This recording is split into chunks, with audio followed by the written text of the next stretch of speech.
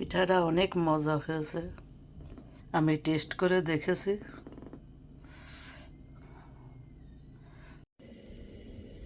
ঘনপুরটা দিয়ে দিলাম।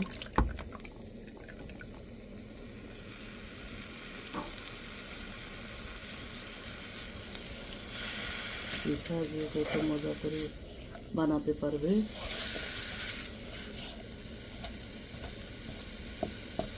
তার পিঠাই সবাই পছন্দ করবে।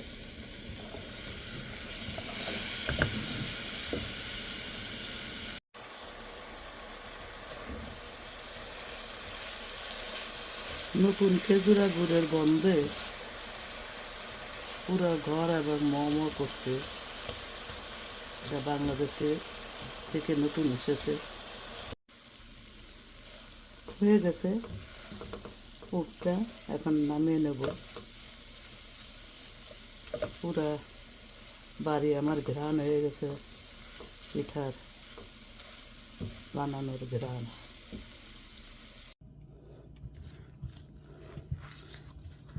আটাটা আমি ভালো করে মতে নিয়েছি।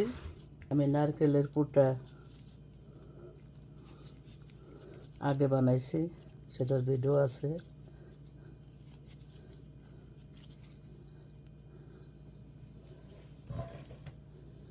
এটা আমাদের দেশি খেজুরা গুড়, অনেক ঘ্রাণ। এটা আপনারা সবাই পারেন।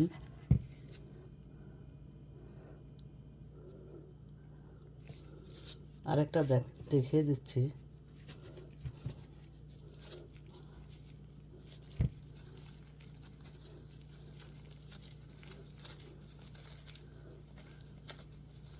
তাদের জন্য, নতুনদের জন্য এই সাইডটা আগে চাপতে হবে।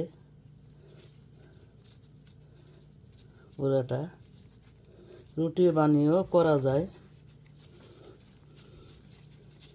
তারপরে মাঝখানে উঁচু থাকবে, সেই মাঝখানটারে পরে চাপতে হবে দুইটা বুড়ো আঙ্গুল দিয়ে।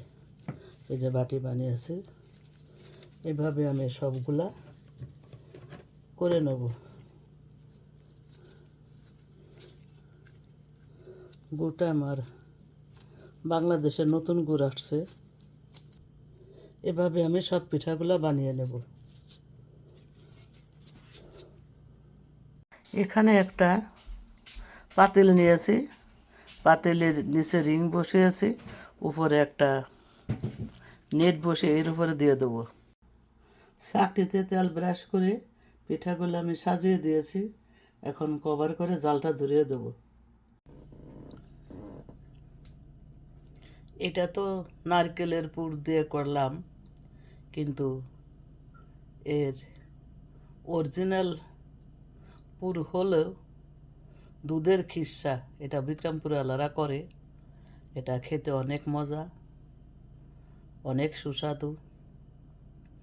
যদি আল্লাহ বাঁচায় রাখে আবার কোনোদিন সময় পাই করব,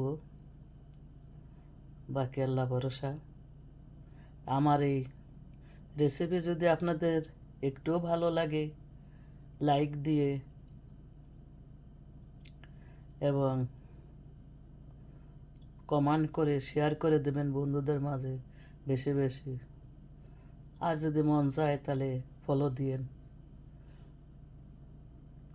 এখন একটা ভেঙে দেখাবো।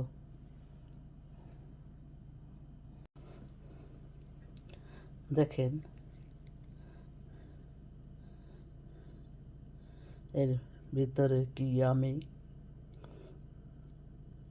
অনেক মজার।